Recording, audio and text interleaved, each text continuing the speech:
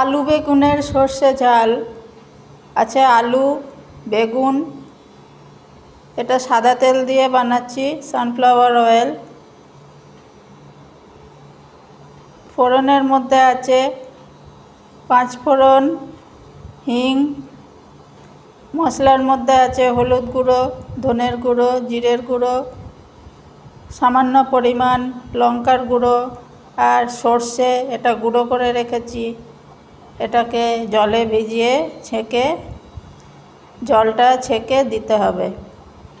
এই হলো আলু বেগুন সর্ষে ঝালের রেসিপি।